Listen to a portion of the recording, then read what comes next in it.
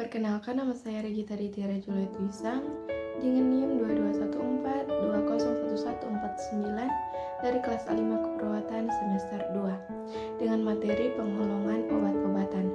Obat adalah bahan atau paduan bahan-bahan yang siap untuk digunakan untuk mempengaruhi atau menyelidiki sistem fisiologis atau keadaan patologi dalam rangka penerapan, diagnosa, pencegahan, penyembuhan, pemulihan, peningkatan kesehatan, dan kontrasepsi.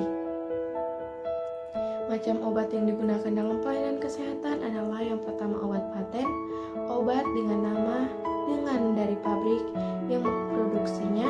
Yang kedua obat genetik, obat dengan nama genetik yaitu nama resmi yang telah ditetapkan untuk zat yang berkhasiat yang dikandungnya.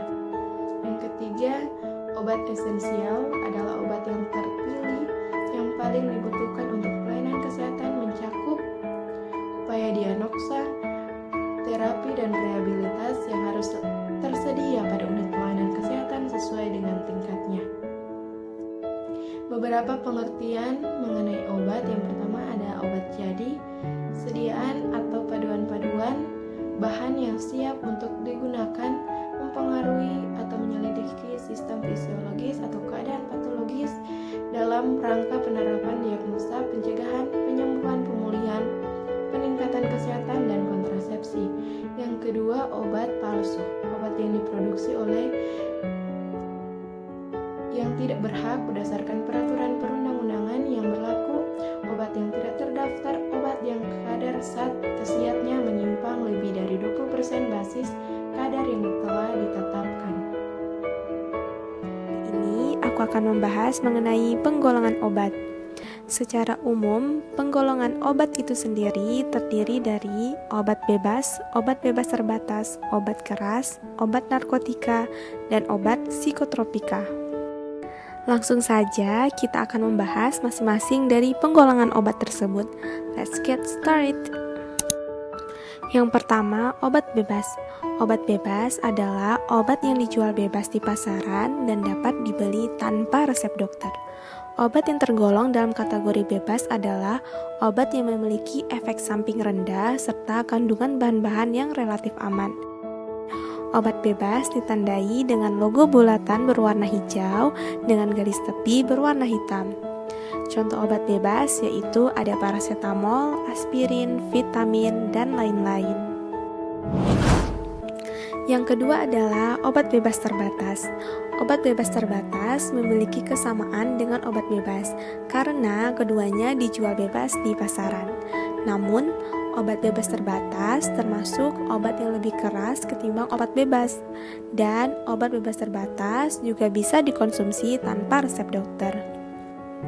Obat bebas terbatas ditandai dengan logo bulatan berwarna biru dengan garis tepi berwarna hitam, serta terdapat tanda peringatan. Ada 6 tanda peringatan pada obat bebas terbatas, yaitu peringatan nomor 1, awas obat keras, baca aturan pakai. Contoh obatnya adalah Paramex. Peringatan nomor 2, awas obat keras hanya untuk kumur, jangan ditelan. Untuk contoh obatnya adalah Listerine. P nomor 3, awas obat keras hanya untuk bagian luar badan. Contohnya adalah Betadine. P nomor 4, awas obat keras hanya untuk dibakar. Contohnya adalah rokok anti asma. Peringatan nomor 5, awas obat keras tidak boleh ditelan. Contohnya adalah Rivanol kompres. Nah, yang terakhir, peringatan nomor 6, awas obat keras, obat wasir jangan ditelan. Contohnya adalah Superhoid. Penggolongan obat selanjutnya adalah obat keras. Obat keras adalah obat yang hanya dapat diperoleh dengan resep dokter. Tanpa resep dokter dan jika pemakaiannya tidak sesuai, dikhawatirkan obat ini bisa memperparah penyakit, meracuni tubuh, bahkan menyebabkan kematian. Obat keras biasanya ditandai dengan logo bulatan berwarna merah dengan huruf K di dalamnya. Untuk contoh obat keras adalah asam mefenamat dan ampicillin. Obat narkotika. Narkotika adalah Zat atau obat yang berasal dari tanaman atau bukan tanaman, baik sintesis maupun semi-sintesis, yang dapat menyebabkan penurunan atau perubahan kesadaran, hilangnya rasa, mengurangi sampai menghilangkan rasa nyeri, dan dapat menimbulkan ketergantungan.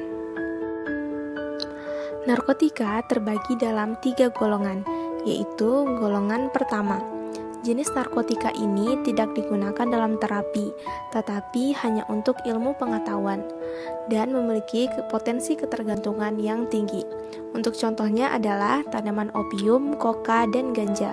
Untuk golongan kedua, jenis ini dapat digunakan dalam terapi dan ilmu pengetahuan. Potensi ketergantungannya juga tinggi. Contoh untuk golongan kedua adalah morfin dan metadon. Nah, narkotika golongan ketiga adalah narkotika yang banyak digunakan dalam terapi dan ilmu pengetahuan. Potensi ketergantungannya ringan. Untuk contohnya yaitu kodein. Nah, penggolongan obat yang terakhir yaitu obat psikotropika. Obat psikotropika yaitu zat atau obat baik alamiah atau sintesis bukan narkotika yang berkhasiat psikoaktif melalui pengaruh selektif pada susunan syaraf pusat yang menyebabkan perubahan khas pada aktivitas mental dan perilaku. Sama halnya dengan obat narkotika, obat psikotropika juga terbagi dalam beberapa golongan.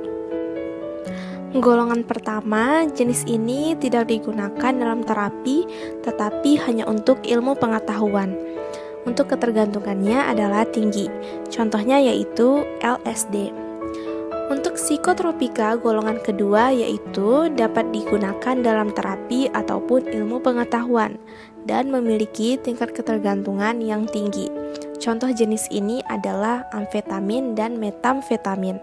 Untuk golongan ketiga, jenis ini banyak digunakan dalam terapi dan ilmu pengetahuan. Tingkat ketergantungannya adalah sedang. Nah, untuk psikotropika golongan yang terakhir adalah golongan keempat. Jenis ini sangat luas digunakan dalam terapi dan ilmu pengetahuan, serta tingkat ketergantungannya adalah rendah.